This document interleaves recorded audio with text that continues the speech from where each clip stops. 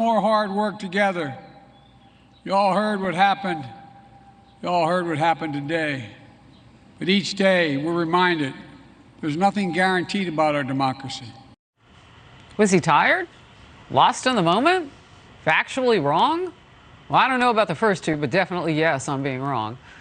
President Biden making only the most fleeting reference to yesterday's mass shooting in Highland Park, Illinois, during his 4th of July address. I guess that's what he meant.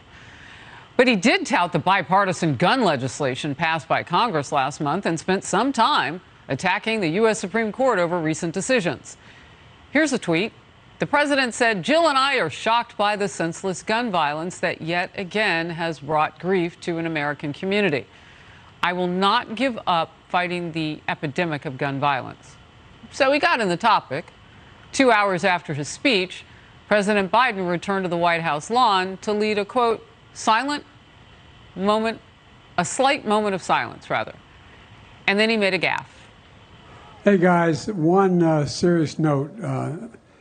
There was a shooter, as you well know, in Highland Park in Chicago. And I talked to the governor and to the mayor. We're giving all the help we can possibly give, including FBI and Special Service. So much. The president called it special service. We think he may have meant Secret Service. I don't know what she was tucking into that flower dress the entire time he was talking about the massacre that happened in Highland Park that he also had to read off a card because apparently he couldn't remember where it was. Then he falsely said authorities hadn't publicly shared the name of the suspect when they had already done so well beforehand.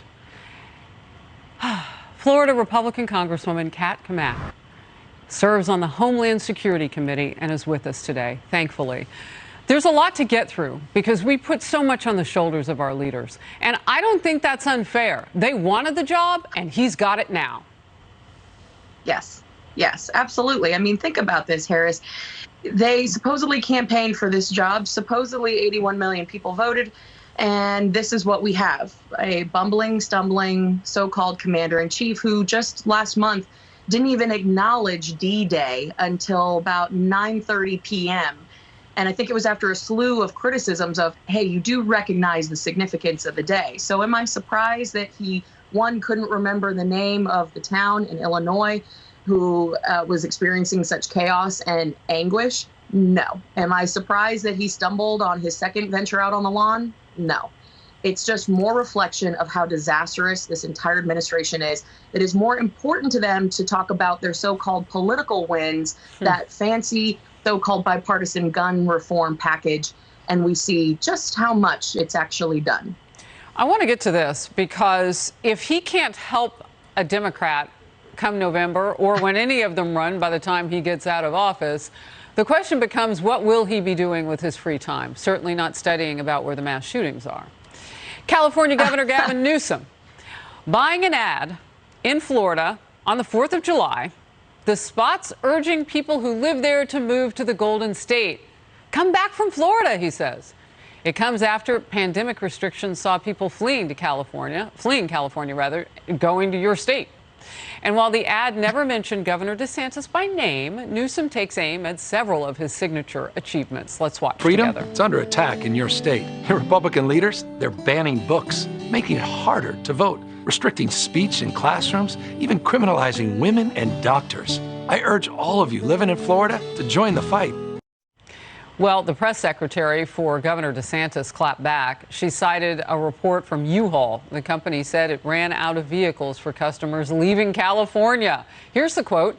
#1 U-Haul salesman of 2021 increasingly desperate to communicate with Californians who fled his left-lib dystopia for Florida. Sorry, you aren't getting those U-Hauls back. Congresswoman, your reaction. Listen, there's a saying in politics that you never punch down, right? You only punch up. And if I was Governor Gavin Newsom, I would be desperate too.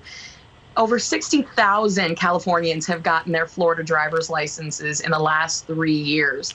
In Florida, we're about freedom and faith and family. And in California, it looks like high taxes, crack pipe distribution centers, homeless tent cities, and apps that you can download in order to report feces on the sidewalk.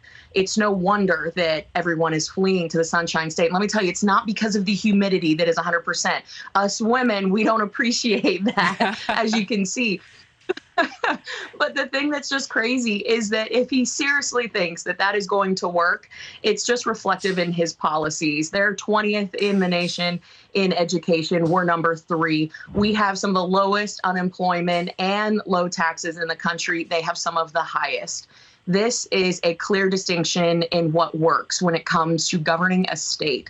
It is either trust your people, give people the option and the freedom to make the best decisions for themselves and their families, or you try to meddle in everyone's lives. That's what California does. In Florida, Governor DeSantis has led the charge in freedom, faith, and I'm telling you, this could be America's governor going in even bigger in the future. And I think that spells disaster for a state like California. So real quickly, before I let you go, that's an interesting point. I mean, as Democrats kind of look around, I know David Axelrod, formerly of the Obama administration, as an advisor, pointed out maybe it would be Pete Buttigieg. I don't know. Nobody's saying Kamala Harris's name to run in 2024. But if it's not Joe Biden, maybe this is how Gavin Newsom thinks he's putting himself on a national scale. Just your quick thought. Well, think about this. He's related to Nancy Pelosi, and Nancy Pelosi has approval ratings lower than Joe Biden, if that were possible. So when you look at the Democratic bench, it's pretty empty. There's not a lot of depth there. You look at the Republican bench, we have President Trump. We have Governor Ron DeSantis, Kristi Noem, Mike Pompeo, Pence. We have such a plethora of talented legislators and leaders that we are going to have a remarkable bench to choose from when it comes to 24. So I'm very encouraged. I tell everyone, let's keep the faith and keep our eye on the prize. All right. Congresswoman Cammack, thank you very much. And by the way, I always count it. Just to the midterms, 126 days. That's also coming for Democrats and Republicans. Good to see you. And your hair looks fabulous, by the way. Oh, thanks, girl. Thank you.